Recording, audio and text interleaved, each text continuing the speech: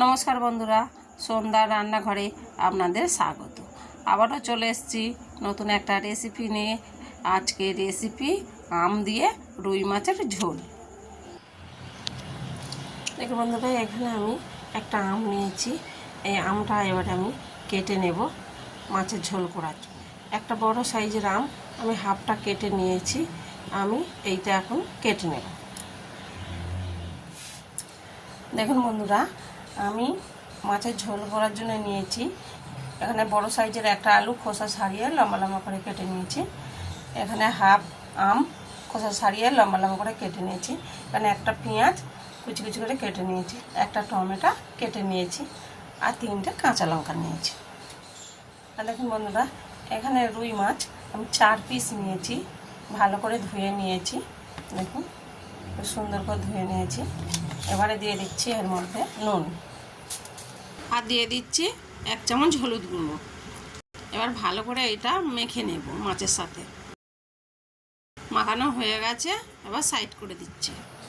দেখুন বন্ধুরা, এখানে একটা কড়া বসিয়ে দিয়েছি, কড়া গরম হয়ে গেছে, ওর মধ্যে আমি তেল দিয়ে দিচ্ছি। আগে থাকতে যে মাছটা মাখিয়ে রেখেছিলাম নুন হলুদ, ওটা ভেজে নিচ্ছি।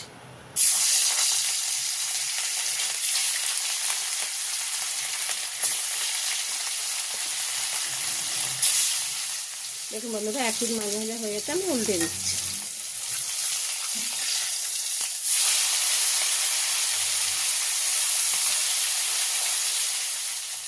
দেখুন বন্ধুরা, মাছটা ভাজা হয়ে গেছে, বেশি ভালো করে ভাজা হয়ে গেছে। এবারে তুলে নিচ্ছি। ওই তেলের মধ্যে কেটে রাখা আলুটা ভেজে নিচ্ছি।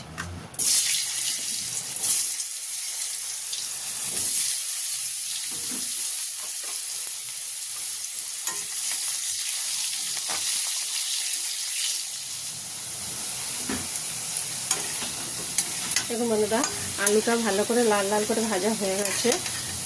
দেখুন আলুটা তুলে নিচ্ছি। দেখুন আলুটা তুলে নিয়েছি। ওই তেলের মধ্যে আমি একটু 5 ফোড়ন দিয়ে দিচ্ছি, আর দিয়ে দিচ্ছি যে পেঁয়াজটা কেটে রেখেছিলাম ওইটা। হালকা করে ভেজে নিচ্ছি। এবারে অল্প আদা বাটা দিচ্ছি, এটা একটু নাড়াচাড়া করে ভেজে নেব।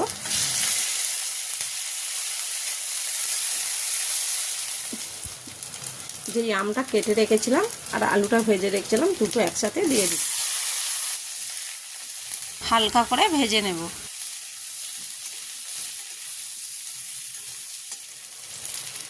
আমার আলু একসাথে দিয়েছিলাম, ভাজা হয়ে গেছে। এবারে কেটে রাখা টমেটোটা দিয়ে দিচ্ছি, আবারও নাড়াচাড়া করে ভেজে নিচ্ছি।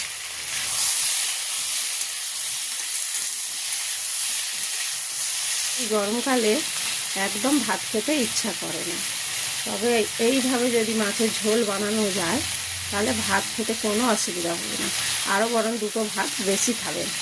ঝাল ঝাল টক টক খেতে খুবই সুন্দর লাগে। টমেটোটা ভাজা হয়ে গেছে, এবারে এর মধ্যে দিয়ে দিচ্ছি 1 চামচ নুন, হাফ চামচ হলুদ, হাফ চামচ লঙ্কা গুঁড়ো, হাফ চামচ জিরে গুঁড়ো, যে লঙ্কাটা কেটে রেখেছিলাম কাঁচা লঙ্কা, ওটা দিয়ে দিচ্ছি। সব মশলাগুলো ভালো করে কষে নেব। এই মাছের ঝোলে বেশি মশলা দেব না, কম কম মশলা দিয়ে করতে হবে, পাতলা একটা ঝোল হবে। দেখুন বন্ধুরা, সব মশলাগুলো ভালোভাবে কষা হয়ে গেছে। এবার দিয়ে দিচ্ছি এর মধ্যে পরিমাণ মতো জল দিয়ে দিচ্ছি। ভালো করে নাড়াচাড়া করে মশলাটা ভালো করে জলের সাথে মিশিয়ে নেব।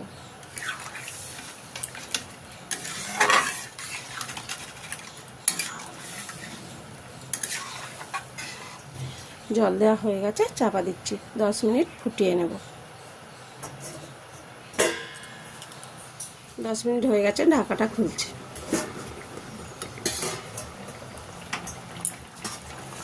একটু নাড়াচাড়া করে নিচ্ছি। আলুটা সিদ্ধ হয়ে গেছে, আমটাও সিদ্ধ হয়ে গেছে। যে মাছটা ভেজে রেখেছিলাম ওটা এর মধ্যে দিয়ে দিচ্ছি।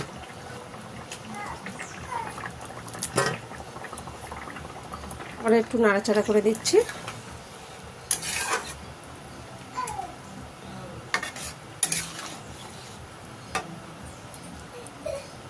চাপা দেব না, 5 মিনিট ফুটিয়ে নেব।